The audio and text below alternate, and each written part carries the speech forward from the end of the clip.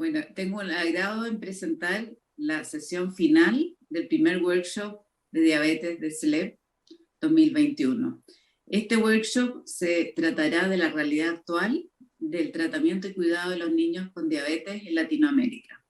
Para ello tenemos 5 expositores y tengo el gusto de presentar al profesor Hernán García. Hernán fue profesor mío durante la beca de endocrinología y le tengo mucho cariño. Él ha formado a muchos endocrinólogos y diabetólogos de niños en nuestro país y actualmente es profesor titular en la Pontificia Universidad Católica y es past president de la Sociedad Chilena de Endocrinología y Diabetes. También tengo el gusto de presentar al profesor Eduardo Cagliari. Eduardo es profesor asistente de la Unidad de Endocrinología y Ambulatoria de Diabetes de Santa Casa de Sao Paulo. Es miembro del Advisory Board de la SPAD, editor asociado a Pediatric Diabetes, miembro del board de la Sociedad Brasilera de Diabetes. Camila presentará a los otros 3 conferencistas. Camila. Muchas gracias, Ethel. Yo tengo el gusto de presentar de México a la doctora Leticia García Morales. La doctora García es médico cirujano por la Universidad de La Salle de México, endocrinóloga pediatra egresada del Hospital Infantil de México Federico Gómez, jefa del Departamento de Endocrinología del Hospital Infantil de México Federico Gómez, miembro fundador de la Sociedad Mexicana de Endocrinología Pediátrica y miembro de diferentes sociedades académicas en México, coordinadora de la Comisión de Nutrición y Obesidad de la Asociación Mexicana de Pediatría y fue exdirectora de exámenes de Consejo Mexicano de Endocrinología. De Perú nos acompaña el doctor Carlos Manuel del Águila Villar. Actualmente el doctor del Águila es el jefe de Servicio de Endocrinología y Metabolismo del Instituto Nacional de Salud del Niño, es profesor principal de la Facultad de Medicina de la Universidad Nacional Federico Villarreal. Es miembro de diferentes sociedades científicas también, como miembro emérito de la Sociedad Peruana de Pediatría, miembro de la Endo Society, y tiene diferentes publicaciones y trabajos en el campo de la endocrinología. Finalmente, y por Colombia, tengo el gusto de presentar a la doctora Alejandra Vélez, quien vive en Medellín, Colombia, es pediatra endocrinóloga, miembro de número de la Sociedad Colombiana de Endocrinología Pediátrica, profesora asociada de la Universidad Pontificia Bolivariana en Medellín y trabaja como pediatra endocrinóloga en la Clínica Sommer en Medellín, Colombia. Bienvenidos a todos. Hola a todos. Gracias por invitarme a representar a Chile en la situación actual del tratamiento de la diabetes en los niños en mi país, Chile. Empiezo con esta diapositiva mostrando 2 exministros de salud, uno candidato a presidente y el otro presidente finalmente de la República, que son los fundadores del Ministerio de Salud de Chile en el año 1952. El año 59 se separó del Ministerio del Trabajo, así que desde ahí está funcionando en forma muy eficiente, logrando cosas por políticas públicas aplicadas al beneficio de la población, ha logrado que podamos salir antes, sin tener los recursos económicos suficientes, por ejemplo, de la mortalidad infantil, que la logramos llevar a niveles de un país desarrollado muy tempranamente, cuando Chile era todavía un país bastante más pobre, y esto por políticas públicas que han traspasado todos los gobiernos. Un exministro de Salud escribió este libro, Angelitos Salvados, porque en Chile cuando muere un niño es un angelito que se va al cielo, y dice cómo esta política pública logró salvar tantas vidas de niños chilenos. Más adelante, la desnutrición fue derrotada, gracias también al impulso del Ministerio de Salud y a este personaje muy importante, el doctor Fernando Monkeberg, que logramos mucho antes de tener los recursos económicos, derrotar la desnutrición con un plan de salud que influyó notablemente en la mortalidad infantil. Lamentablemente hoy día estamos viviendo este otro problema que ya sabremos cómo afrontarlo. En Chile el sistema de salud tiene el 80% de la población en un sistema nacional de salud estatal y un 20% en un sistema privado. Algunos pacientes, hay vasos comunicantes, algunos pacientes pasan del sistema público al privado cuando faltan camas y estos vuelven al sistema público posteriormente. Las familias pueden contratar seguros complementarios en los dos sistemas que financien parte de los gastos que no financian los servicios respectivos de salud. En cuanto a la incidencia de diabetes tipo 1, estamos en ese grupo de entre 10 y 20 por cada 100.000 en niños, y un trabajo nuestro recientemente publicado, tomamos la incidencia entre el 2006 y el 2014 en el sistema público, un dato duro porque son todos pacientes que, como vamos a ver, postularon a la ley GES y todos se atienden ahí. Vimos un aumento de la incidencia bastante importante en estos años, estos 9 años que transcurrió, pasando de 10,3 por 100.000 en menores de 20 años a 13,8 por 100.000. Los anteriores que teníamos eran el 2004, 6,7, y el año 90-99, 4,8. O sea que se ve cómo ha subido bastante la incidencia. Interesante en este trabajo hacer notar que la incidencia es distinta por regiones, y regiones que tienen más etnia mapuche, que son justamente estas dos, tienen menos casos, que ha hecho plantear que a lo mejor hay algún gen protector que eso merece ser estudiado en detalle. Esto siguió aumentando en los años posteriores al 2016, aquí tenemos la cifra, sigue en aumento, como se ha descrito en otras partes del mundo, más o menos de un 3-4% por año, y en realidad hay 2 nuevas leyes en Chile que han dado origen a un beneficio para el tratamiento de los pacientes: la ley GES, que fue impulsada en 2004, y la ley llamada Ricarte-Soto para enfermedades de alto costo, que fue impulsada en 2016, y ambas afectan a los pacientes con diabetes tipo 1, niños. Esta ley GES es garantía explícita, garantizada, universal para todos los ciudadanos chilenos. En 85 enfermedades, la diabetes tipo 1 fue la número 6 que se incluyó en esta ley. ¿Y qué es lo que es esta ley? Garantiza el acceso, la calidad y la la protección financiera y la oportunidad del beneficio en los pacientes afectados. Cubre medicamentos, insulina, cubre exámenes, cubre atención multiprofesional, cubre insulinas análogas, cubre todos los exámenes de laboratorio, y tiene fechas precisas para acceder a ella. No puede pasar más de cierto tiempo antes que se beneficie, y hay un pago asociado variable que va entre 0 y 20%. La segunda ley que se promulgó en 2016, la ley llamada Ricarte-Soto, en honor a un movimiento ciudadano liderado por un periodista, Ricarte-Soto, que justamente falleció de una enfermedad de alto costo, establece la protección financiera para enfermedades de alto costo, y que se han ido agregando todos los años nuevas enfermedades. Desde el año 2016 está la bomba de insulina para pacientes con diabetes tipo 1.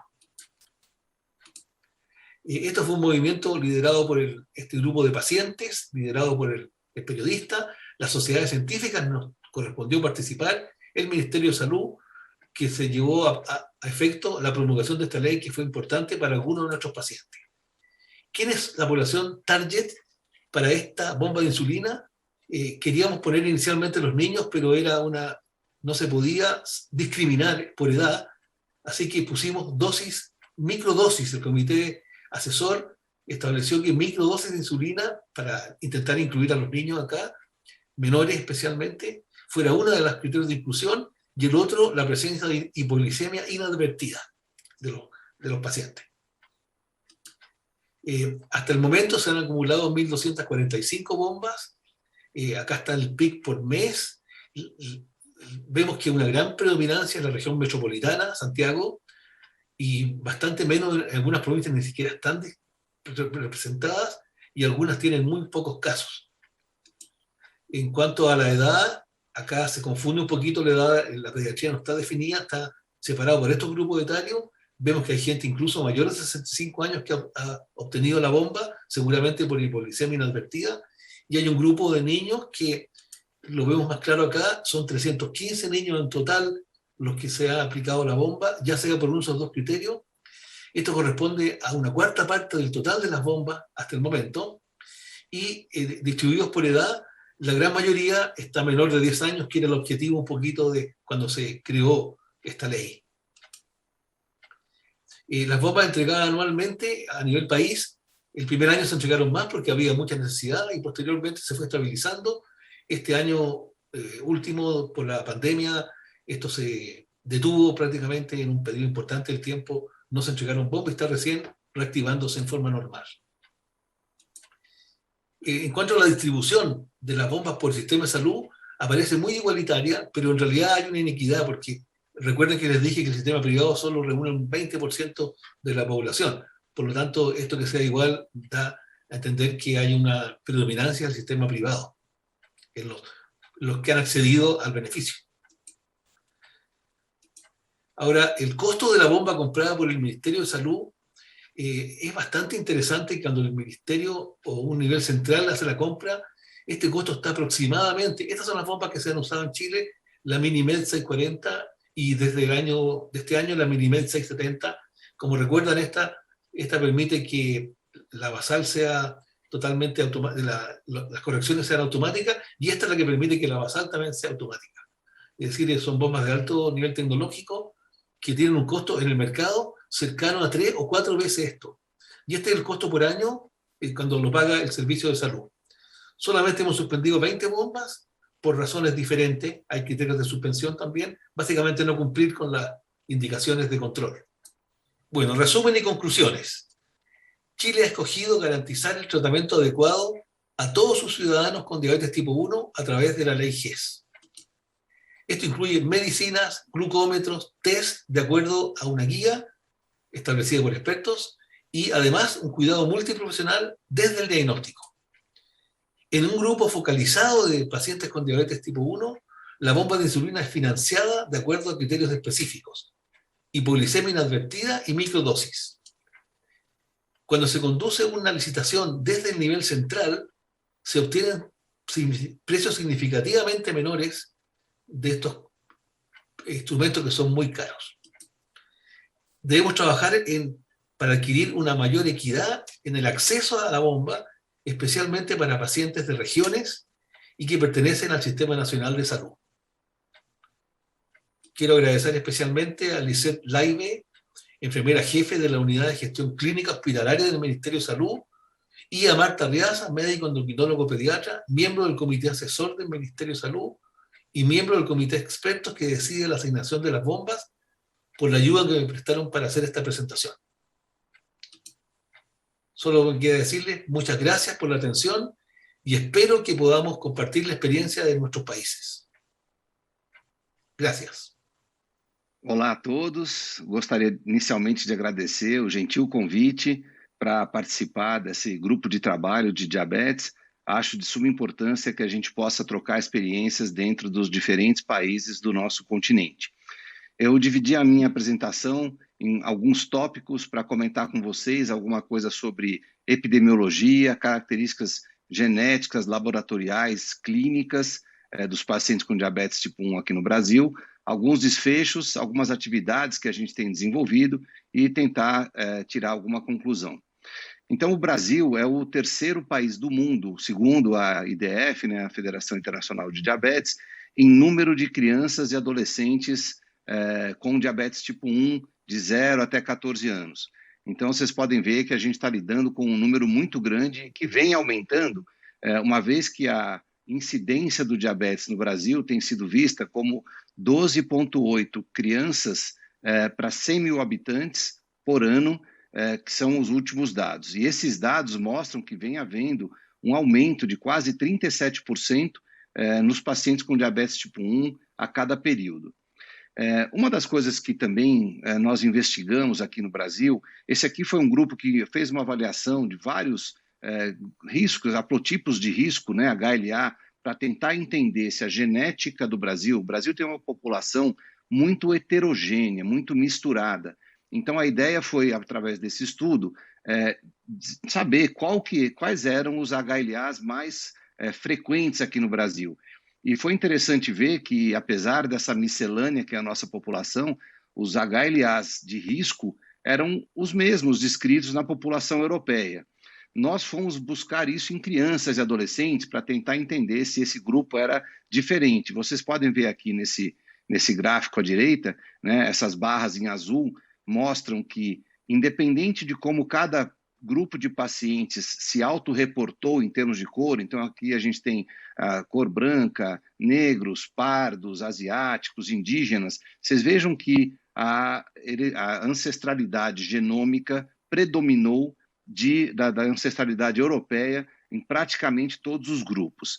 Isso gerou essa conclusão, né, de que mesmo a gente entendendo que o contexto da população brasileira é de uma mistura étnica, a porcentagem maior de risco, né, de alelos de risco, são os HLAs vindo da população europeia.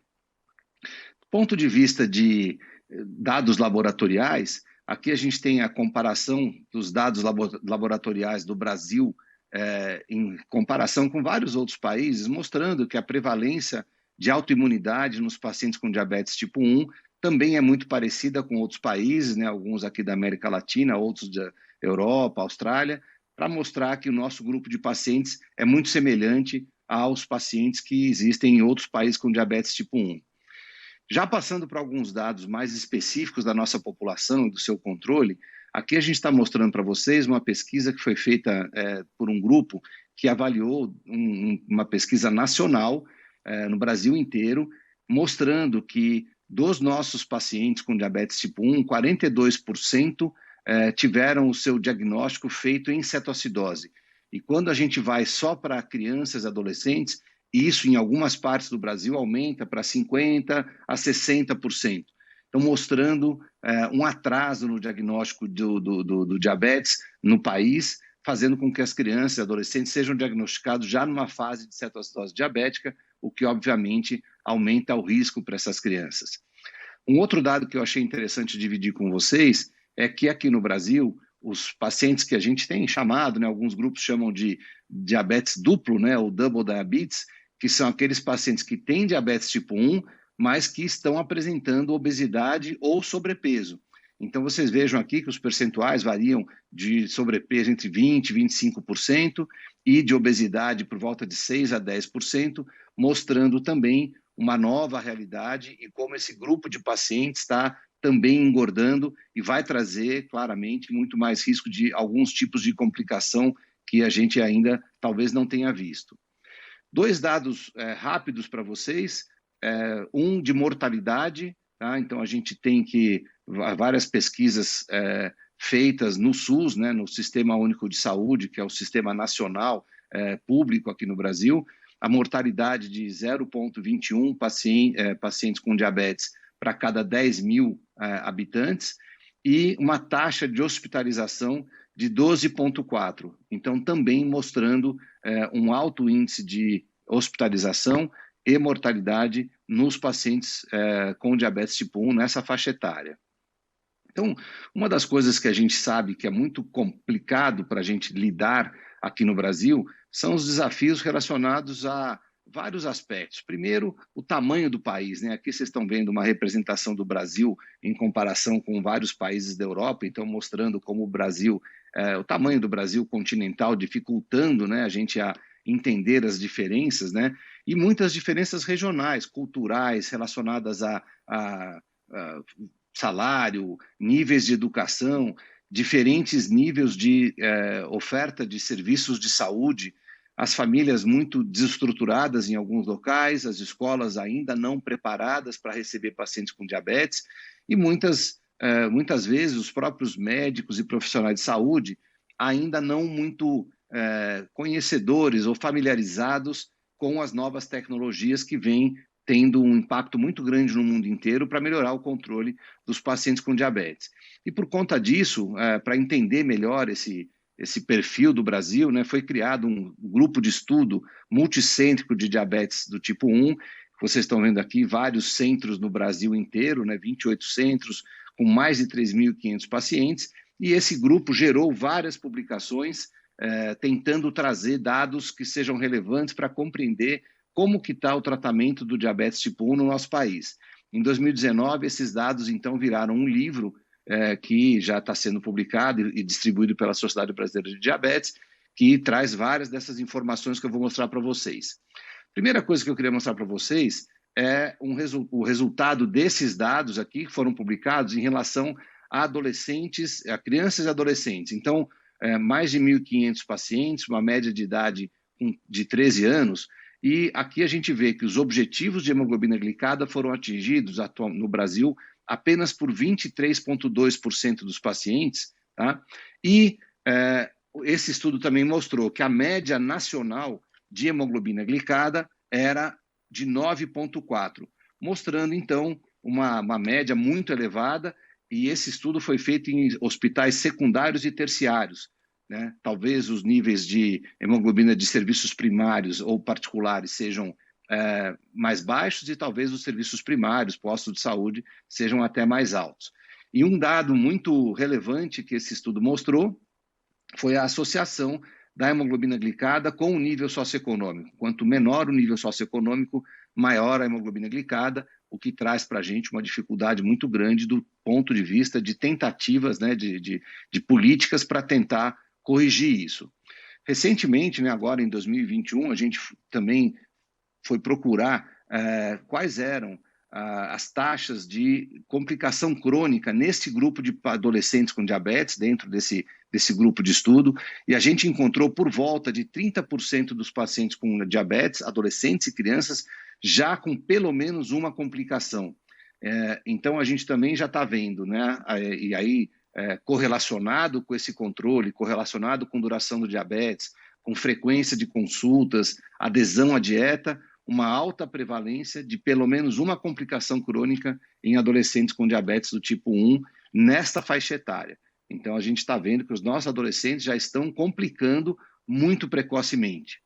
E uma das coisas que em países em desenvolvimento, né, e aqui eu acho que esses dados podem ser muito semelhantes ao que vocês podem estar visualizando em outros países aqui da América Latina, é a heterogeneidade dos gastos, né, e dos custos do diabetes. Então, aqui só para mostrar para vocês como aqui no Brasil, a região sudoeste, sudeste, ela tem um gasto com os pacientes quase que o dobro da região nordeste. Então, os custos são muito maiores e isso, obviamente, reflete naquilo que interessa para o paciente, que é a monitorização contínua, então mostrando aqui como no Nordeste os pacientes fazem menos monitorização e também como lá no Nordeste tem menos bomba, menos análogos ultra-rápidos, menos análogos basais. Então, mostrando como essa heterogeneidade faz com que haja uma diferença também nos resultados. Nesses locais de menor acesso, tudo isto vai acabar vai trazer um reflexo numa piora no controle metabólico. Um outro dado que eu achei interessante dividir com vocês foi um estudo internacional, vários países, talvez aqui da América Latina, participaram, mais de 42 países no mundo, mostrando esse ITQ, né, essa Injection Technique Questionnaire, mostrando como que são os dados de aplicação de insulina. E aqui a gente conseguiu pegar os dados do Brasil, a gente tirou desse estudo mundial os dados do Brasil e comparamos com a América Latina e com o mundo. Então, vocês vejam que o Brasil tem mais uso de seringa do que a América Latina e mais do que o mundo, e que o Brasil usa menos caneta do que a América Latina, que usa menos do que o resto do mundo. A mesma coisa em relação a agulhas, né? A profundidade das agulhas usadas aqui no Brasil e na América Latina muito maiores do que aquelas utilizadas no resto do mundo, e o reuso de seringas e de agulhas, talvez relacionado também à questão socioeconômica, muito maior do que no resto do mundo. Então, mostrando um aspecto que é fundamental no tratamento do diabetes, que são os devices que são utilizados, como isso também no nosso continente deverá ser visto de uma maneira muito específica para a gente poder melhorar o nosso controle. E tentando passar por essas barreiras, né, a gente aqui começou a desenvolver alguns congressos sobre tecnologia para tentar trazer isso para os outros médicos, desenvolvimento de guidelines, grupos de estudo, science schools, e também advocacy, né? A gente foi até o Ministério da Saúde e conseguimos que o Ministério fornecesse análogos de ação ultra-rápida para todos os pacientes com diabetes tipo 1 até 20 anos. De forma que hoje, no Brasil, nós temos fornecido pelo Sistema Único de Saúde insulina NPH, regular, análogos rápidos, glicosímetros, fitas, lancetas e seringas, canetas e agulhas. E no sistema privado, a gente tem todos os outros recursos que temos no nosso continente. Então, para terminar, eu queria só falar aqui um resumo do que nós comentamos, que a incidência e a prevalência de diabetes tipo 1 no Brasil está aumentando, os fatores de risco de HLA são similares às das populações europeias, a etiopatogenia também é similar daquela encontrada em outras populações, alta prevalência de cetoacidose, aumentando muito o número de pacientes com obesidade e sobrepeso. Lembrar que a maioria dos pacientes com diabetes tipo 1 no Brasil tem níveis elevados de hemoglobina glicada, que estão fazendo com que a gente tenha muita complicação crônica já nessa faixa etária. E que os custos do diabetes são muito heterogêneos no país inteiro. Eu queria finalizar dizendo que os desafios para todos nós aqui da América Latina primeiro entender qual é a nossa realidade, então essas pesquisas que a gente mostrou devem ser feitas em todos os lugares, procurar informação, participar de congressos, simpósios, envolver os jovens pesquisadores que vão trazer novas ideias, entender essas dificuldades para que a gente possa tentar modificá-las e trocar experiência como a gente está fazendo aqui. Por isso que eu queria finalizar, então, agradecendo o convite e, mais uma vez, valorizando a importância de que a gente possa estar junto num simpósio como esse para trocar experiências e tentar melhorar o atendimento ao paciente com diabetes dentro do nosso continente. Obrigado a todos. Muy buenas tardes, es para mí un honor y realmente un placer el poder estar esta tarde para compartir con ustedes algunos de los aspectos relevantes de la situación de los niños mexicanos que viven con diabetes. Para ponerlos un poco en contexto, debo de comentarles alguna de lo que se ha originado en la Encuesta Nacional de Nutrición publicada recientemente, bueno, en el 2018, pero es la última que existe en mi país, sobre aspectos nutricionales que nos van a llevar un poco como contexto para ver lo que es la situación real de lo que está pasando con la diabetes en México el día de hoy.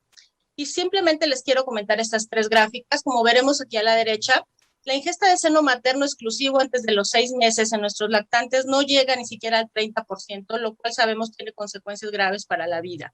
Por otro lado, el consumo de alimentos recomendables, como las frutas, por ejemplo, en los 3 grupos de edad más pequeños, de 4 años, en los niños escolares y en los escolares, tampoco supera el 50% de manera cotidiana en su ingesta.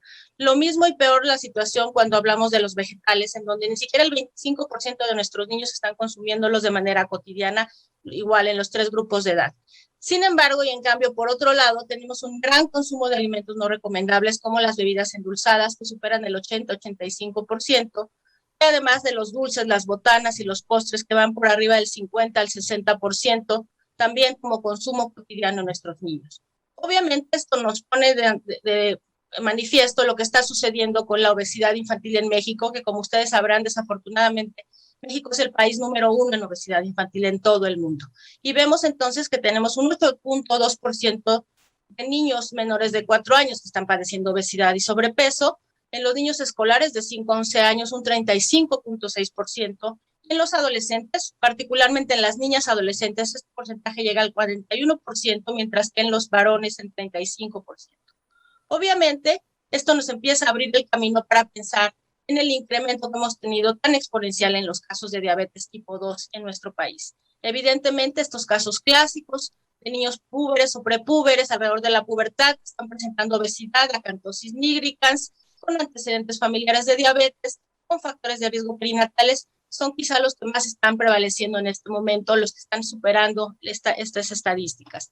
Por supuesto, también tenemos en nuestra población los clásicos niños con diabetes tipo 2, niños delgados, sin sobrepeso, sin acantosis nigricans, con anticuerpos positivos y en algunos casos algunos antecedentes familiares de autoinmunidad, pero cada vez las cifras se están equilibrando.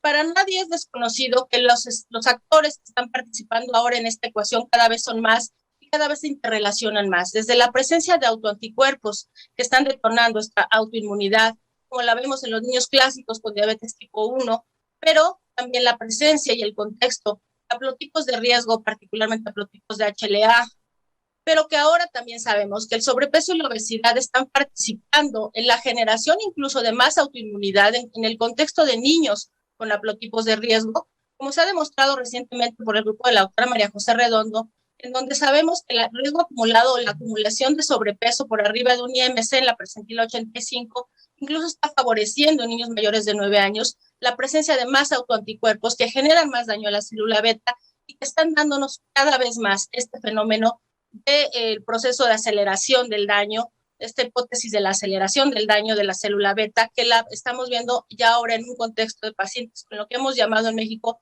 y otros grupos también lo han llamado así, doble diabetes, en donde hay autoinmunidad, hay obesidad, hay resistencia a la insulina, con todo el impacto que esta tiene, sobre todo la inflamación, que también recientemente se está hablando mucho de lo que impacta la inflamación en la generación de autoinmunidad, y por supuesto no nos podemos olvidar del impacto de la etnicidad, de algunos grupos étnicos como México, por ejemplo, y algunos otros factores genéticos que recientemente se están descubriendo que algunos polimorfismos tienen que ver en la participación de toda esta situación, esta ecuación terrible que está llevando a nuestros niños cada vez más tempranamente a diabetes. Y vamos a llamarla en este momento solo diabetes, porque yo creo que estamos prediciendo que en algunos años probablemente ya podamos hablar de solamente una diabetes en la cual puede haber autoinmunidad con anticuerpos positivos, el contexto genético de riesgo, pero con presencia o no de obesidad y resistencia a la insulina, que nos van dando esta heterogeneidad de los cuadros clínicos que ahora vemos desde las fases incluso preclínicas, posteriormente en las fases clínicas, de los tipos más importantes de diabetes que conocemos. Y quiero entonces mostrarles cómo está distribuida la población de los niños diabéticos en la clínica de atención para el niño diabético de mi hospital. Por supuesto, siguen predominando los casos de diabetes tipo 1 clásica, en donde tenemos anticuerpos positivos sin ningún dato de resistencia a la insulina en un 51.9%. Pero tenemos también un grupo muy creciente de pacientes con una clásica diabetes tipo 2, en donde no existe ningún anticuerpo positivo, existe resistencia a la insulina definida por la presencia de obesidad, acantosis nigricans, factores de riesgo perinatales, antecedentes familiares y en algunos casos el antecedente de alguna curva de tolerancia a la glucosa, en donde se pudo demostrar la presencia de hiperinsulinismo compensador. Y como les digo, cada vez el número va siendo mayor. Tenemos otro tercer grupo que a mí me preocupa porque está creciendo mucho y justamente es este grupo que llamamos doble diabetes, en donde existen al menos un autoanticuerpo, pero también hay resistencia a la insulina, pero también tenemos péptido C positivo, como lo tenemos en los niños con diabetes tipo 2 y le llamamos péptido C positivo a la presencia de un péptido C de arriba de 0.4 nanogramos por mililitro, que nos habla de una relativamente buena reserva pancreática. Hay un grupo que aún estamos clasificando porque a consecuencias de la terrible pandemia que estamos viviendo, pues obviamente la situación económica del país se deterioró y no hemos podido documentar esa presencia de anticuerpos, pero son niños que tienen resistencia a la insulina, péptido C elevado, que también es un número muy creciente. Si consideramos estos tres últimos grupos, entonces estaremos hablando de al menos un 38.5% de nuestros niños en la clínica de atención al niño diabético tienen una diabetes asociada a resistencia a la insulina. En todos los casos, el tratamiento que se instaura es un plan dietético, un plan de alimentación balanceada, equilibrada, de acuerdo a las recomendaciones internacionales. Nosotros usamos el plato del bien comer para enseñárselo a nuestros pacientes, un programa de ejercicio estructurado y, según sea el caso, un esquema de insulina intensivo con un esquema basal bolos con insulinas o análogos de insulina de acción prolongada como la insulina glargina o Temir. También usamos análogos de acción rápida, ultra rápida como la insulina Lispro, Laspar. Y en caso necesario, en niños mayores de 10 años usamos metformina en los casos de diabetes tipo 2.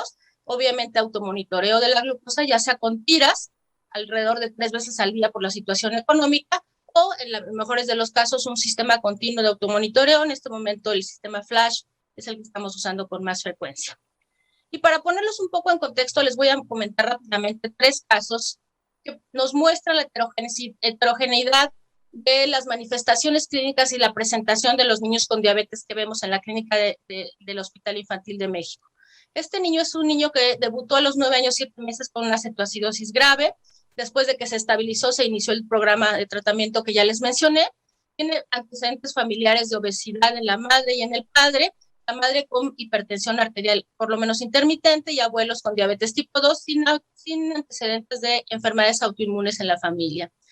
Desafortunadamente en nuestro país, en más del 90% de los casos no se realiza el tamizaje para diabetes gestacional, como fue en este paciente, pero llama poderosamente la atención que este niño pesó al nacer 3.800 gramos, Sí recibió seno materno por 6 meses, pero se incorporó la dieta complementaria desde el mes de edad y la dieta familiar desde los 3 meses, con la introducción obviamente de azúcares simples. Este niño presentaba acantosis nígricas y tenía un perímetro abdominal ligeramente elevado. Cuando hicimos el abordaje para establecer el diagnóstico de qué tipo de diabetes tenía, evidentemente este niño mostró una gran autoinmunidad, con un péptido C por arriba de 0.4, lo cual nos habla de que existen efectivamente estos dos componentes de los cuales yo les mencionaba: autoinmunidad, resistencia a la insulina. Y algo que nos ha llamado mucho la atención es esta gráfica de crecimiento, en donde vemos que la talla de nuestros pacientes está superando por mucho los carriles familiares de crecimiento, las percentilas familiares. Y esto, obviamente, después de haber descartado otras causas de talla alta, nos está haciendo pensar pues, siempre, casi en el 100% de los casos, en resistencia a la insulina.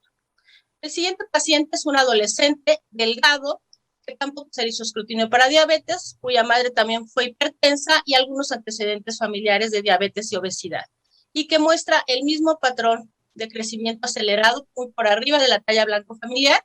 Este niño delgado se encontraba en la percentila 10 tanto de peso como de IMC, por lo que pensamos incluso primero en la posibilidad de una diabetes tipo 1.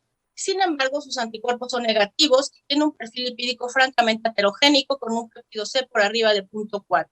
Este niño se maneja con insulina. Actualmente preferimos iniciar insulina en todos los niños para preservar un poco la reserva pancreática, y este niño ha tenido una muy buena evolución con un péptido C actual de 1.69 nanogramos por mililitro. Y el último caso es un niño que se detectó por hallazgo a los 4 años con una glucosa elevada de 132. Se estuvo monitorizando en nuestra institución recibiendo insulina, y nuestra institución también ha recibido insulina, pero como podemos apreciar, este niño no tiene ni peso alto ni talla alta, de hecho su talla es un poquito abajo de la percentila familiar, y su índice de masa corporal siempre ha oscilado entre la percentila 10 y 25, nunca ha llegado ni siquiera a las 50. Sus glucemias han sido tanto de ayuno como postprandiales, prácticamente dentro de metas. Ha recibido esquema de insulina glargina, que después fue suspendido, solo se manejó con alimentación y ejercicio, y a los 13 años se le inició metformina, considerando la posibilidad de diabetes tipo 2, que no estaba totalmente comprobada, pero si bien teníamos anticuerpos negativos. No hubo cambios en el control metabólico, por lo que posteriormente se suspendió la metformina. Sin embargo, este niño se pierde un año después, durante la pandemia, y cuando acude, desafortunadamente, viene sin automonitoreo, pero ya presentando acantosis nígricas, lo cual no había presentado nunca antes. Y se decide hacer una prueba de tolerancia a la glucosa, dar una carga y medir la glucosa y la insulina postcarga. Esto pudo haber sido controversial, pero necesitábamos establecer bien cuál era el metabolismo de los carbohidratos en este niño. En esta pudimos observar que postcarga tenía una insulina, o tiene una insulina de 143 miliunidades por mililitro, más la presencia de acantosis nígricas. No hay duda que este niño tiene una diabetes tipo 2, que afortunadamente se detectó por hallazgo muy tempranamente y que le ha permitido incluso mejorar su péptido C, que actualmente es de 1.31 nanogramos por mililitro. En conclusión, entonces, vemos que distinguir en la actualidad entre diabetes tipo 1, diabetes tipo 2 y otras formas de diabetes es cada vez más difícil. Existe cada vez más número de actores que participan en esta ecuación, que debemos ir conociendo e interpretando la interrelación de los mismos, porque estos son los que nos están dando una gran heterogeneidad clínica y preclínica en la presentación de nuestros pacientes, lo que el grupo también de la doctora Redondo ha empezado a llamar los endotipos. Es importante recordar que en poblaciones de alto riesgo para resistencia a la insulina, como son los mexicanos, pero también muchas poblaciones latinoamericanas, hispanas, es necesario siempre tener en cuenta este factor de resistencia a la insulina, y esto independientemente de la edad del paciente, de si existe o no obesidad, y incluso si hay o no autoinmunidad, porque puede estar asociado también. De tal suerte que en la actualidad consideramos que las intervenciones dirigidas al estilo de vida son la mejor forma para evitar o retrasar la presentación clínica de la diabetes tipo 2, pero también quizá de la diabetes tipo 1. No me queda más que agradecer nuevamente la invitación a SLEP, y agradecer sobre todo a los niños de la Clínica de Atención al Niño Diabético de mi hospital, que son los que nos han permitido ir aprendiendo sobre esta enfermedad, que cada vez parece ser más desconocida, pero que vamos aprendiendo sobre ella. Muchísimas gracias. Muchas gracias por la invitación. Mi nombre es Carlos del Águila Villar, soy jefe del Servicio de Endocrinología y Metabolismo del Instituto Nacional de Salud del Niño en Lima, Perú. El título de esta intervención es Realidad de niños y adolescentes con diabetes en el Perú. La incidencia de diabetes tipo 1 en general en nuestro país ha sido baja. Las cifras reportan aproximadamente 0.4 por 100.000, una cifra muy baja en comparación a otros países. Este reporte fue realizado por un proyecto llamado Diamond, un proyecto apoyado por la OMS, que incluía a muchos países. Este reporte, que era una cifra muy baja en el país, siempre llamó la atención y uno trataba de dar explicación a esta baja incidencia que quizás era por el mestizaje racial o la presencia de genes protectores. Un estudio muy preliminar demostraba que el gen DQB10201 transmite la enfermedad y el gen DQB10301 protege contra la enfermedad, de tal manera que esto probablemente se encuentre en altos porcentajes en la población peruana, lo cual podría explicar en cierta manera esta baja incidencia. Los reportes oficiales del Ministerio de Salud nos muestran que dentro de la población diabética, la diabetes tipo 1 representa el 2% de la población de diabéticos en general. Y como es de esperar, el mayor porcentaje de diabetes en general es el tipo 2.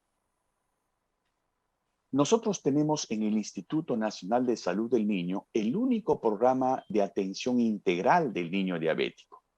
Este es un instituto centro de referencia pediátrico y comienza la labor de este programa desde 1986. Este programa incluye la atención integral con la participación de un equipo multidisciplinario en la cual hay endocrinólogos pediatras, enfermeras, educadoras, psicólogos, nutricionistas y trabajadores sociales. Este programa es parte del Estado, ¿no?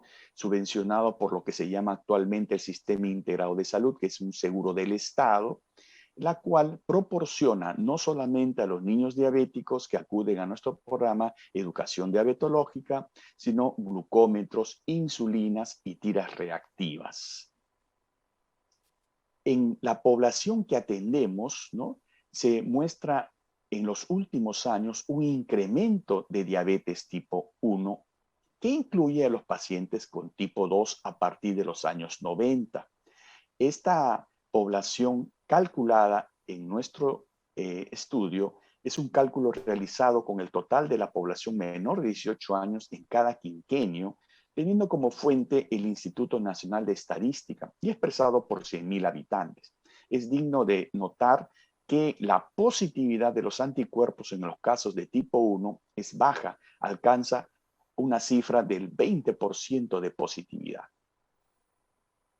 Este es un cuadro que demuestra la población en general atendida a lo largo de estos años en nuestro programa de atención integral del niño diabético. La mayor parte tipo 1, un grupo tipo 2, como es de esperar, gracias al acceso a las pruebas genéticas que hemos tenido últimamente, tenemos casos de diabetes neonatal y diabetes tipo MODY, además de los otros tipos de diabetes.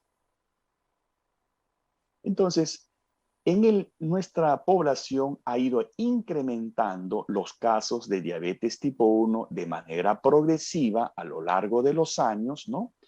A pesar que han aparecido los casos de diabetes tipo 2 a partir de los años 90 aproximadamente, estos se han mantenido más o menos de manera sostenida, de tal manera que no llegan a pasar el 10% de nuestra población de diabéticos atendidos, en comparación con el tipo 1, en la cual es evidente un incremento progresivo. En el tipo 2 es también bueno señalar que nuestra población incluye un mayor porcentaje de varones y la edad promedio es la edad puberal de 12 años aproximadamente. Hay historia familiar de diabetes en un gran porcentaje de nuestros pacientes, ¿no? Y a pesar de que un grupo de ellos se manifiesta con síntomas y signos clásicos de diabetes, algunos otros llegan a debutar con cetoacidosis, de tal manera que hoy tenemos en las emergencias la cetoacidosis, en donde aparecen diabetes tipo 1 o de repente por ahí un caso de diabetes tipo 2. En el programa de atención integral del niño diabético siempre hemos tratado de buscar el apoyo de la familia. En este cuadro se muestra que hay mucha familia disfuncional en las familias que proceden estos niños diabéticos. Y acá podemos ver claramente esa correlación entre familia disfuncional y el mal control metabólico de nuestros niños. Por eso es importante la atención integral y que esto debería de alguna manera, ¿no?, cubrir ese problema de la disfuncionalidad familiar. No podemos dejar de tocar el tema de la influencia de la pandemia. De los niños atendidos con diabetes en el año de la pandemia, el 81.6% fueron tipo 1, ¿no? De tal manera que esto no aumentó debido a la pandemia. Esto ya venía desde años atrás aumentando la diabetes tipo 1. Tuvimos en nuestra institución 4 casos positivos por COVID-19 nada más. Lo que sí es necesario notar acá es un incremento de la incidencia de diabetes tipo 2 dentro de la población que debuta con diabetes el año de la pandemia, que osciló de 6.3 a 15.8%. Y finalmente recalcar algo importante, que la incidencia de cetoacidosis en el año de la pandemia al debut incrementó de 35 a 60.5%. Esto nos ha hecho reflexionar, ¿no?, y nos ha hecho más o menos deducir que este incremento de la cetoacidosis no se debió a un incremento de casos de diabetes tipo 1, sino a la dificultad que tuvieron muchos de estos pacientes al acceso a los centros de salud, especialmente en el año de la pandemia, cuando se cerraron al inicio los centros de primer nivel de atención. También gracias al acceso a estudios genéticos, dentro de nuestra población de diabetes tenemos diabetes monogénicas, en este caso diabetes monogénica neonatal, en las cuales en los casos clásicos pues se trata de hiperglicemias y hemoglobinas glicosiladas en rango elevado, ¿no?, en los primeros meses de vida, y en las cuales gracias al estudio genético se ha podido detectar muchos de ellos, como este caso, mutaciones en el gen KCNJ11, ¿no?, en la cual surge la posibilidad, y así lo hicimos, de trasladar el tratamiento al uso de sulfonilurias. Esto es muy importante porque muchos de estos pacientes, ¿no?, estaban utilizando insulina y pasan a utilizar sulfonilurias y los tenemos en control hasta la actualidad. Estos casos también han ido en incremento progresivo, poco a poco a lo largo de los años, pero gracias al acceso de los estudios genéticos. Del mismo modo, los casos de MODY, en las cuales es digno de destacar que, como en otras series, ¿no?, los hallazgos y los diagnósticos son pues en situaciones eventuales, como en un estudio prequirúrgico, en una crisis asmática, o porque consultan por pobre crecimiento o simplemente por controles anuales pediátricos. En el Perú existe una ley general de protección a personas con diabetes desde el año 2005 que se ha ido perfeccionando poco a poco y se ha tratado de incorporar a los niños con diabetes tipo 1. Esto establece un régimen de cuidado, control y tratamiento de la enfermedad, tomando énfasis en la prevención social y económica. Ha propiciado la creación de un programa nacional de diabetes en el ministerio, ¿no?, que generalmente engloba a pacientes adultos tipo 2. Por eso que hemos insistido a lo largo de estos años en incluir a los niños diabéticos, ¿no?, para que tengan las mismas facilidades dentro de la ley, dentro de esta normativa. Como conclusión, podemos decir que en el Perú, como en otros países, ha habido un incremento de la incidencia de diabetes tipo 1, que ha sido progresivo, que no se ha afectado aparentemente por la pandemia, ¿no? Es posible que los síntomas y signos al momento de la presentación, especialmente de la cetoacidosis, hayan aumentado, pero no porque ha aumentado los casos de diabetes, sino por la dificultad que han tenido nuestros pacientes al acceso a los servicios de salud. También los casos de diabetes tipo 2, que han tenido una curva sostenida, y los casos pues, de diabetes monoclínicas que hoy tenemos en nuestro programa de atención integral del niño diabético. Muchas gracias por su atención. Saludos, mi nombre es Alejandra Vélez Palacio, soy pediatra endocrinóloga. Agradezco a la Sociedad Latinoamericana de Endocrinología Pediátrica por permitirme compartir con ustedes la situación de niños y adolescentes quienes viven en Colombia con diabetes mellitus, en particular con diabetes tipo 1. Colombia es un país con 50 millones de habitantes, nuestro salario mínimo es de $240 y la mitad de nuestra población vive con menos que eso. Además, tenemos una gran inequidad, lo cual se manifiesta en un índice Gini de 51.3. Para hacernos una idea, el Gini de países como Bélgica y Islandia son alrededor de 27, 30, Argentina está alrededor de 40, y esto nos convierte en un país altamente desigual comparable con los países de África subsahariana. Tenemos una población de migrantes de alrededor de 2 millones de habitantes y tenemos un desplazamiento interno de alrededor de 5 millones de habitantes producto del conflicto armado.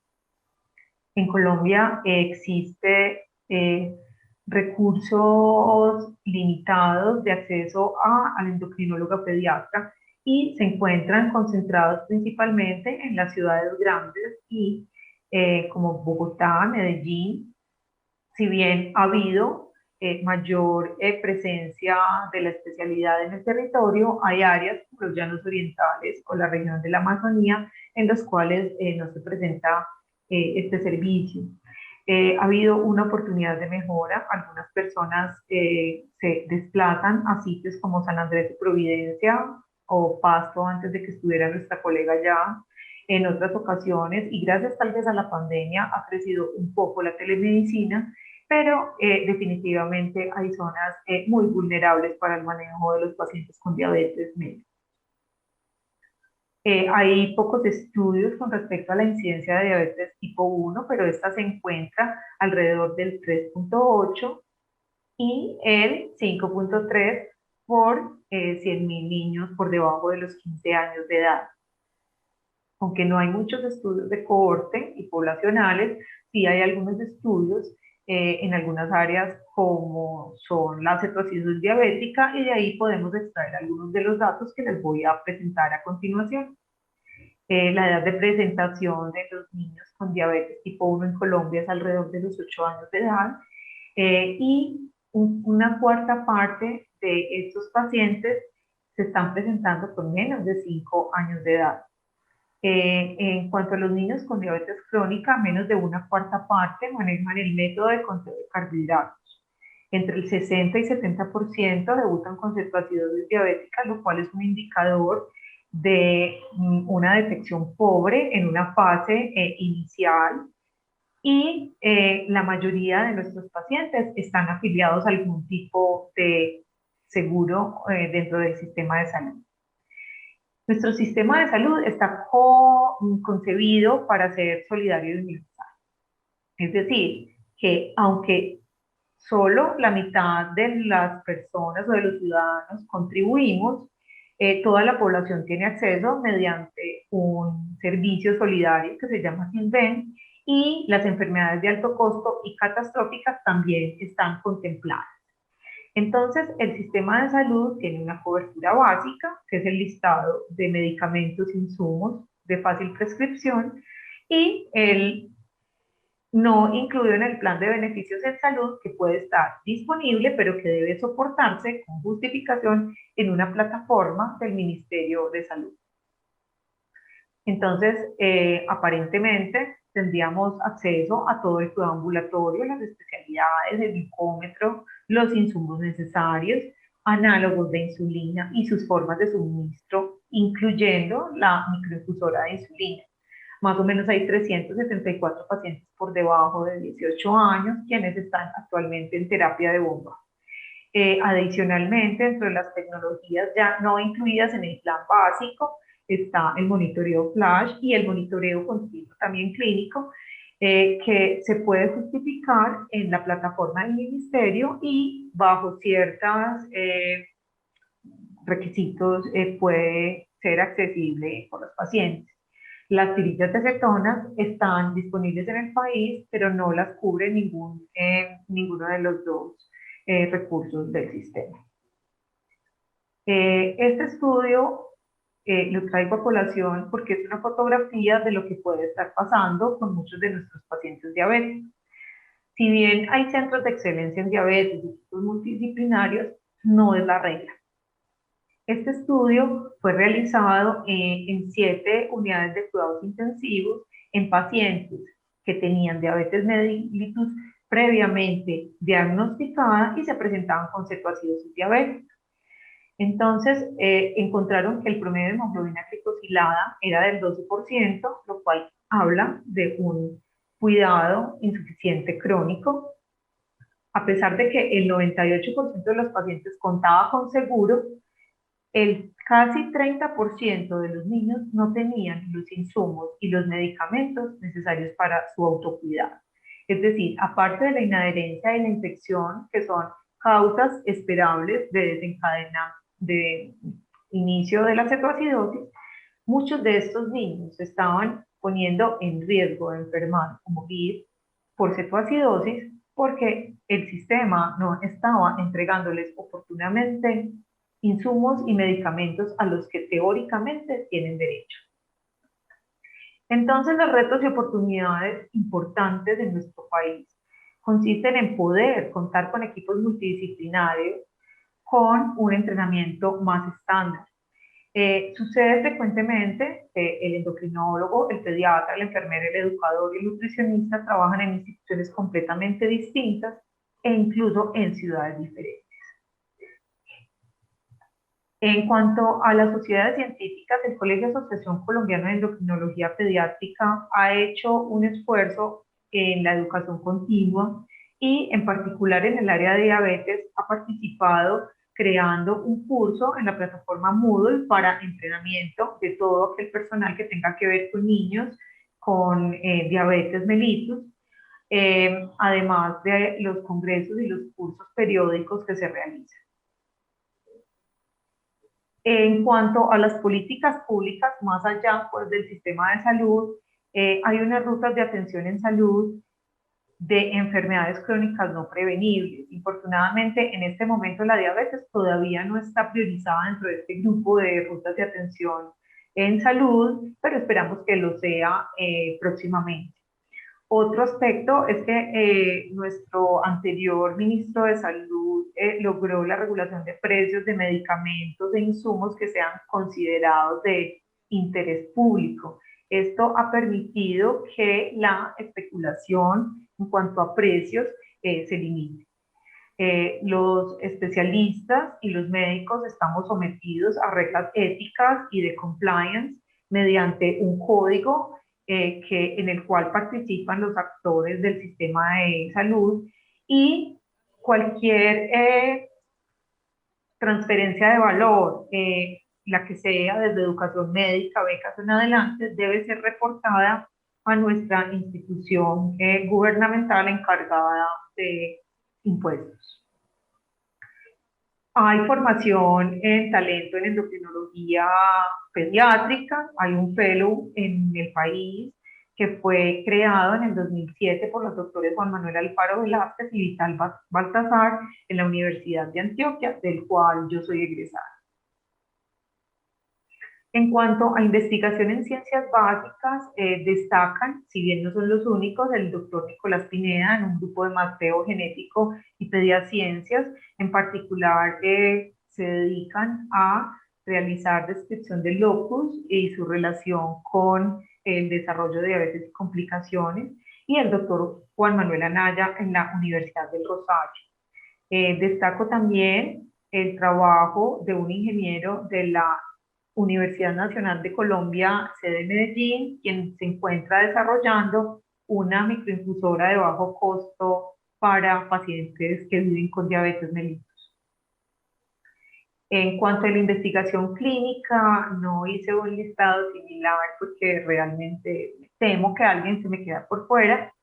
Recientemente quiero destacar el esfuerzo de varios colegas que son miembros a la vez de la Sociedad de Pediatría, de Endocrinología Pediátrica y de la Sociedad Nacional, pues la Sociedad Colombiana de Endocrinología, que se reunió para hacer un consenso sobre el uso de monitor flash de glucosa en pacientes menores de 18 años. Esto es importante porque nuestro sistema tiene recursos limitados y es muy importante contar con herramientas que justifiquen el uso adecuado de las nuevas tecnologías. En cuanto al trasplante, si bien no es algo que se realice en la edad pediátrica, para el 2018 se realizaron 9 trasplantes en el país, riñón-páncreas. La persona más joven tenía 23 años. Y en el país se ha realizado trasplante de islotes, si bien no es rutinario, en la ciudad de Cali. Muchas gracias. Quedo atenta a la discusión o a cualquier inquietud que pueda surgir. Feliz tarde. Bueno, después de haber oído estos diferentes puntos de vista y realidades que nos enriquecen, nos encantaría tener muchas preguntas para nuestros panelistas.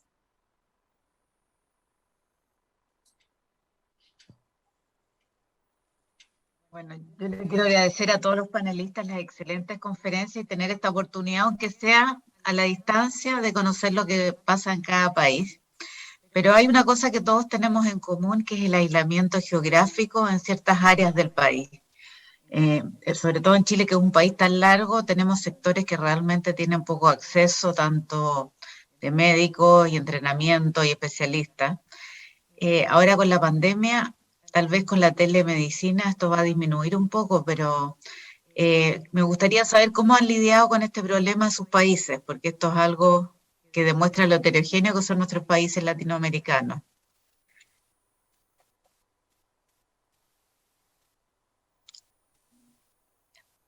Alejandra.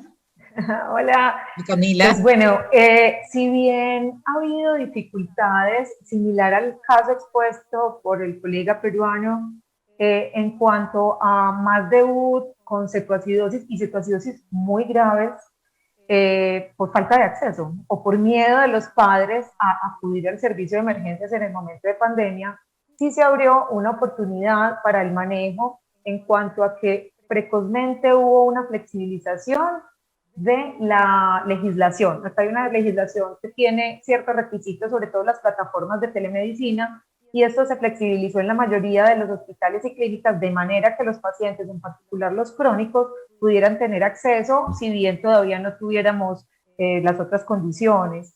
Entonces, fue como un imperativo de todos tratar de garantizar la prescripción y entrega de insumos y medicamentos.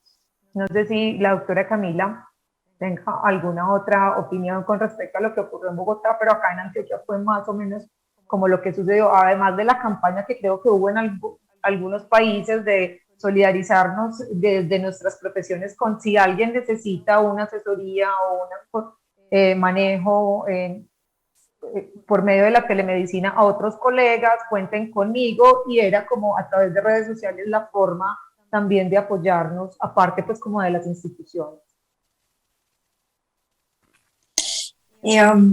Digamos que en Bogotá, digamos que hay como yo creo que en toda Latinoamérica, dos países o muchos países dentro del mismo país. Entonces, como Alejandra decía, en las ciudades grandes y los pacientes ya cautivos, la telemedicina fue una herramienta para no perder el contacto. Nosotros estuvimos mucho tiempo encerrados, entonces fue una forma de hacer un contacto, pero ahora que estamos como otra vez aterrizando a la realidad y que nos asomamos a esa puertica en que la teleexperticia podía ser una oportunidad, encontramos algunas barreras en todo sentido. Entonces, por ejemplo, tenemos barreras de comunicación terribles. Es decir, cuando nosotros a veces tratamos de comunicarnos con un paciente que está en una zona alejada de los llanos orientales, lo hacen a través de la profesora de la escuelita. A veces no alcanzan a llegar porque la carretera, entonces ahí hubo un derrumbe, se inundó, estamos en épocas de lluvias, es difícil, ¿no? Entonces, para el cuidado del paciente cautivo en los centros grandes, la telemedicina fue una opción que hizo que no se cortara ese seguimiento que tenemos. Pero desde el punto de vista de la factibilidad y de esa ventana que se abre, la infraestructura y otra cantidad de regulaciones y políticas no lo está haciendo fácil. Esa es como la realidad. Si me permiten, adelante. ¿Puedo?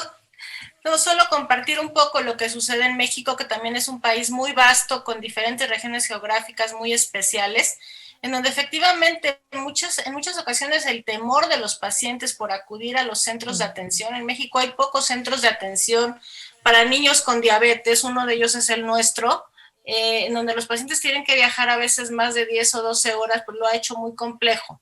Y efectivamente también se inició el sistema de telemedicina. Sin embargo, también nos enfrentamos a otra realidad, que no en todos lados tienen los pacientes, por el tipo de pacientes que atendemos a nuestra institución, internet. Y esto es una realidad en México y en muchas poblaciones. Entonces implementamos también el esquema de videollamadas telefónicas para por lo menos estar registrando monitoreos y tener un poco de mayor control con los niños. Particularmente esta población en el hospital fue la que más nos interesó para evitar situaciones de mucho descontrol.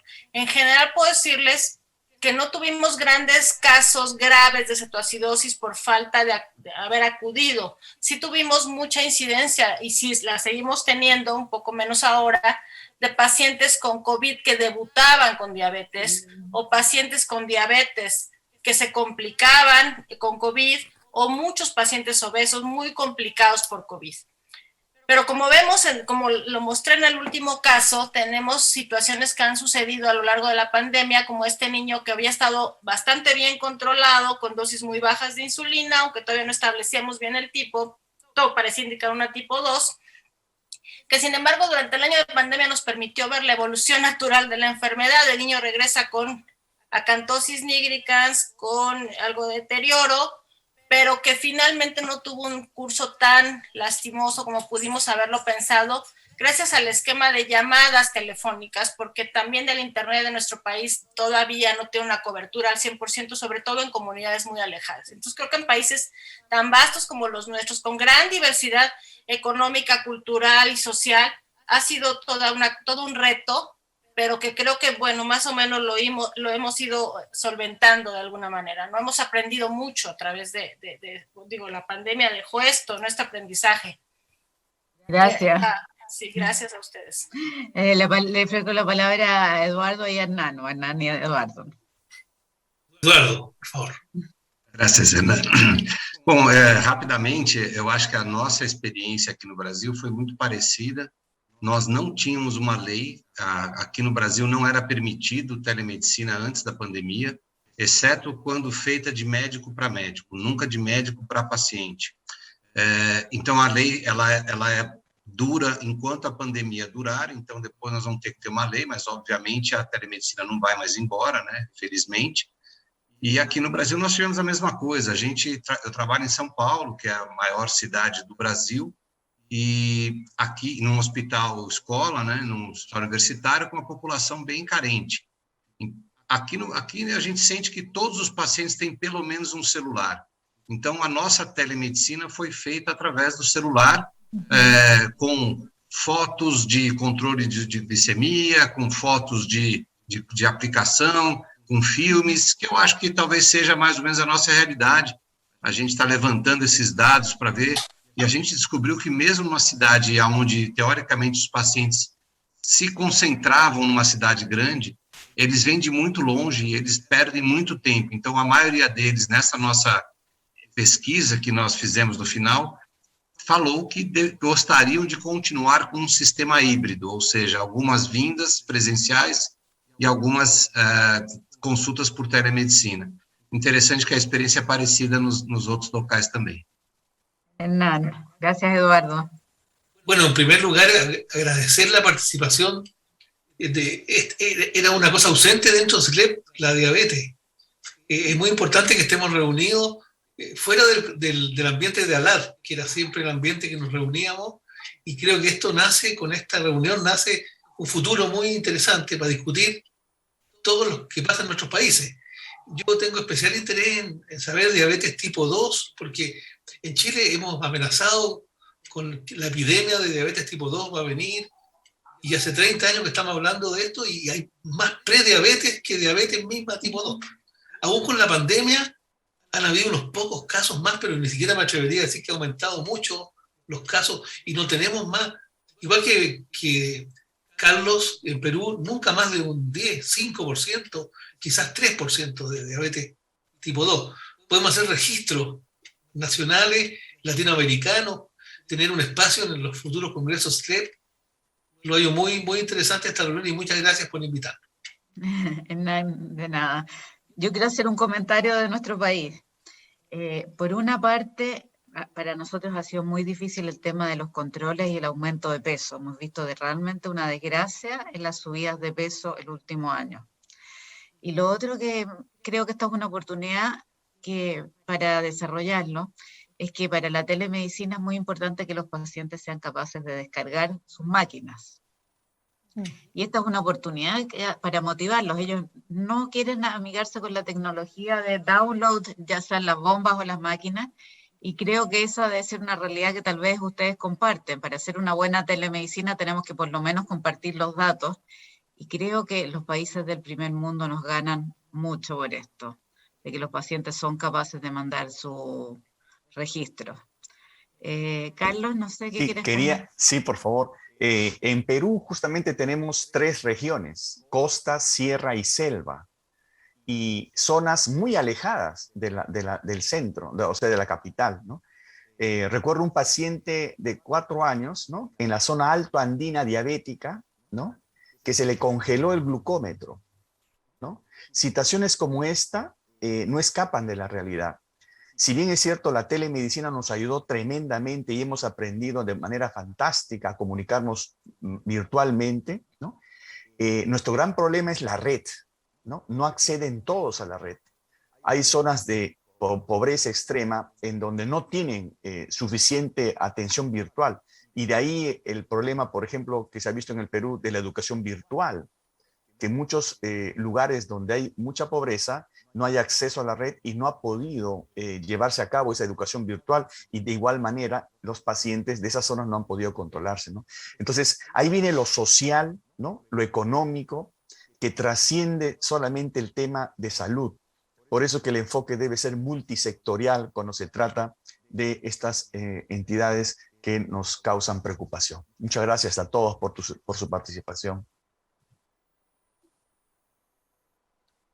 Bueno, no sé si hay más preguntas. No sé, Camila, cerramos la sesión. Ha sido realmente un gusto hacer este panel latinoamericano.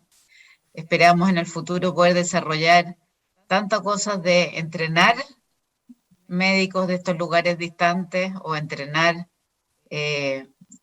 a poder llevar ayuda a los lugares que conversamos, porque eso sería un trabajo muy bonito que podríamos hacer en conjunto, junto con tener nuestros trabajos de realidad latinoamericana. Eduardo.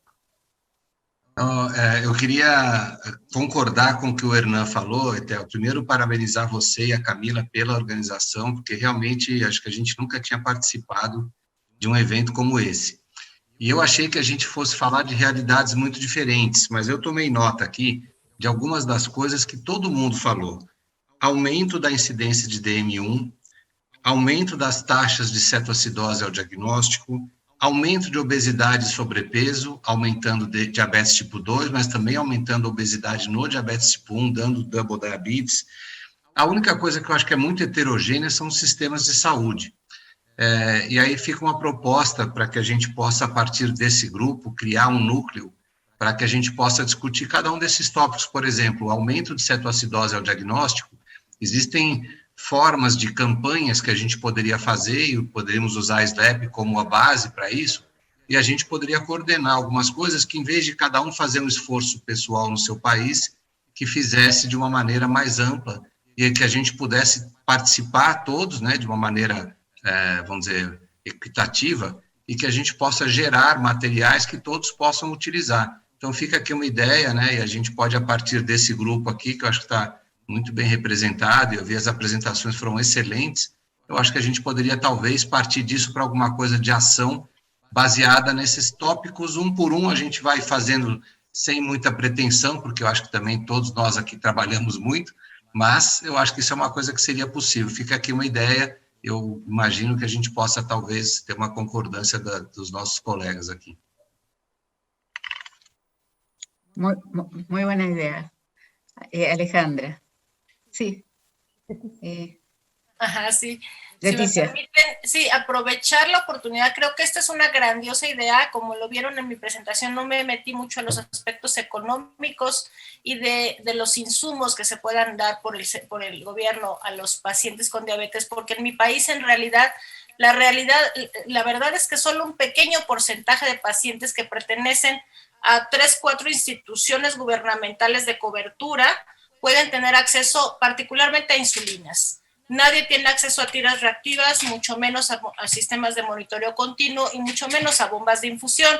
Sí tenemos muchos pacientes a nivel particular que tienen acceso a esto a través de los seguros privados de gastos médicos. Ahorita justo ustedes seguro lo han escuchado, la política en México ha cambiado, está cambiando y pareciera que estamos en una transición hacia una cobertura universal de tratamientos, particularmente en enfermedades crónicas. Sin embargo, esto, aunque ya se ha dicho políticamente, no es una realidad actual y todavía nuestros pacientes siguen asumiendo todos los gastos de la diabetes, que como sabemos son muchos, y por eso, como lo mostré y no lo mencioné, pero en una diapositiva, solo, por ejemplo, 4 de nuestros 157 pacientes con diabetes tipo 1 en la clínica de diabetes tienen acceso a una bomba de infusión de insulina, lo cual es realmente muy triste, y no digamos así con los sistemas de monitoreo continuo u otras tecnologías. Entonces creo que si SLEP puede ser esa plataforma que impulsa a nuestros países también desde el punto de vista gubernamental para tener acceso a la salud, particularmente en estos países en donde nosotros vemos como familias en México de verdad viven un viacrucis porque no tienen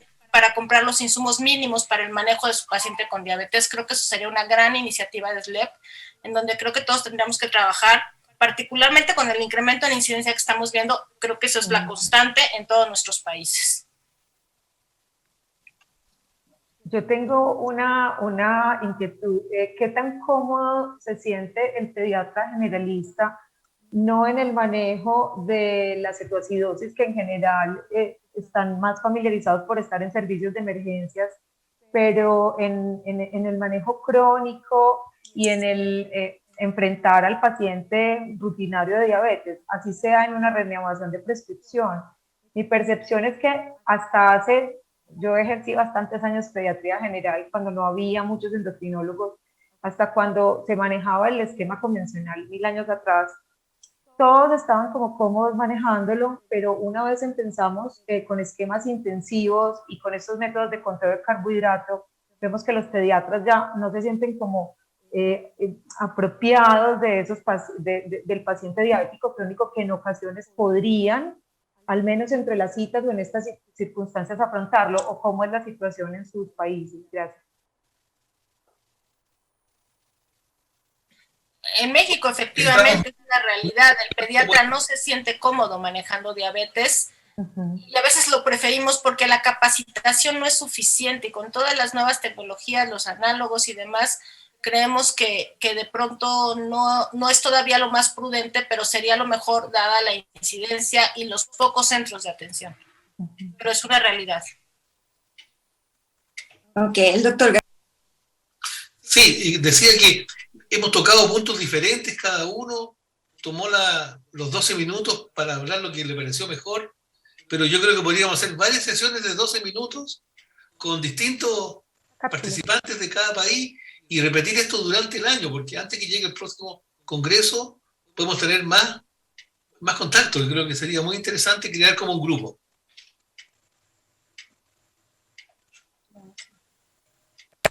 Muchísimas gracias.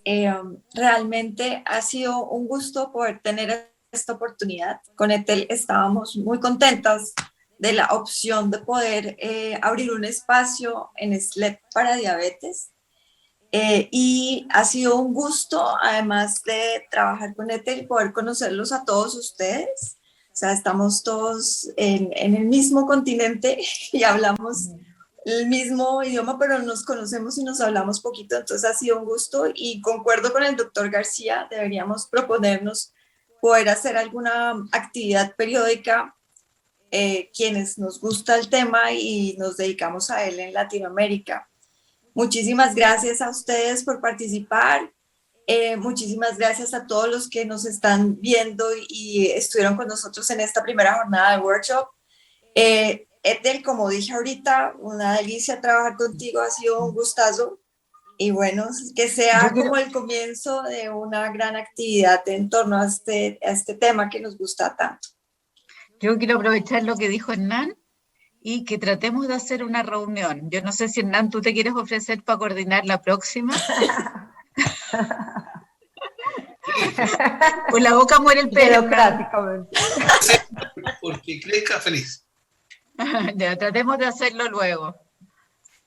O por lo menos antes del próximo congreso, tener un tema para desarrollar cuando nos veamos de nuevo. Podría hacerlo la prevención de la cetoacidosis en nuestro continente. Creo que eso es algo que tenemos que promover dentro de los pediatras. Y si están llegando con 60 o 70%, como mencionó Alejandra, en Colombia, hay más mortalidad. Tenemos que pensar que hay gente que se está muriendo. Así que tratemos de buscar un tema de algo que sea razonablemente para hacer.